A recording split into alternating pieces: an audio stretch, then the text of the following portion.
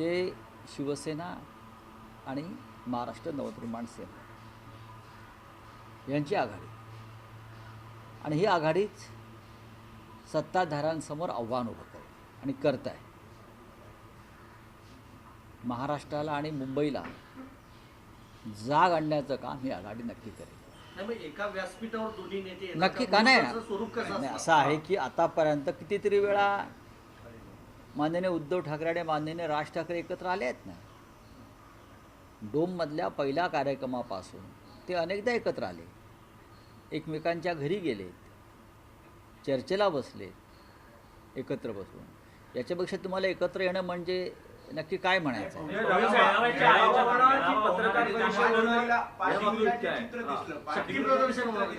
5 जूनला 5 जुलैला जे झालं असा मेळावा केला, अगदी तशाच प्रकारे युती जाहीर करण्यासाठी एक शक्ती प्रदर्शन होणार असं. शक्ती प्रदर्शन नक्की होईल. शक्ती प्रदर्शनाची तशी गरज नाही, हा शब्द आम्हाला योग्य वाटत नाही की उगाच आपला दंडावरच्या बेडक्या दाखवायच्या, तसं नाही आहे. पण जेव्हा घोषणा होईल मेळाव्याची पहिल्या, तेव्हा मुंबईतला मराठी माणूस हा तिथे तुम्हाला ओसंडून वाहताना दिसेल, याची मला खात्री आहे. अर्थात जागावाटप आणि युतीची घोषणा ही कशा प्रकारे करावी, पत्रकार परिषदेत करावी की मेळाव्याच्या माध्यमातून करावी, त्याच्यावरती आमचा निर्णय आज होईल. राऊतसाहेब, शिवाजी पार्कवर सभेसाठी सर्वच पक्ष आग्रही आहेत. त्यात शिंदे शिवसेनेनंही महापालिकेकडे अर्ज केला आहे, मनसेनं केला आहे, शिवसेना उद्धव बाळासाहेब ठाकरे पक्षाने केला आहे.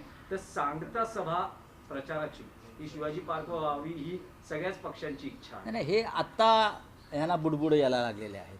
यापूर्वी शिवतीर्थावर अशा सभा फक्त शिवसेनाच करत आली प्रचाराच्या, मग सांगता असेल किंवा सुरुवात असेल. या शिंदे गटाचा काय संबंध आहे शिवतीर्थाशी?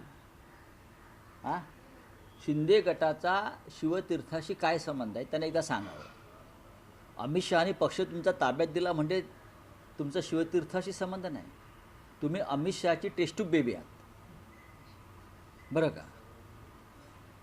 तुम्ही अमित शहाची टेस्ट ट्यूब बेबी आहात, तुमचा नॅचरल जन्म नाही आहे. चुनाव आयोगाचे डॉक्टर, सर्वोच्च न्यायालयाचे डॉक्टर यांनी एकत्र येऊन तुम्हाला जन्माला घातलेला आहे. तात्पुरता जन्म आहे, लक्षात घ्या. तुमची व्यवस्था तात्पुरती आहे. त्याच्यामुळे शिवतीर्थावरती आम्ही सभा घेणार वगैरे असे गर्जना करू नका.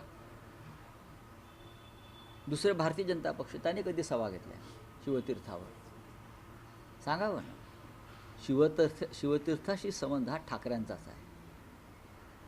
त्याच्यामुळे आम्ही किंवा महाराष्ट्र नवनिर्माण सेनेने केलेली मागणी जी आहे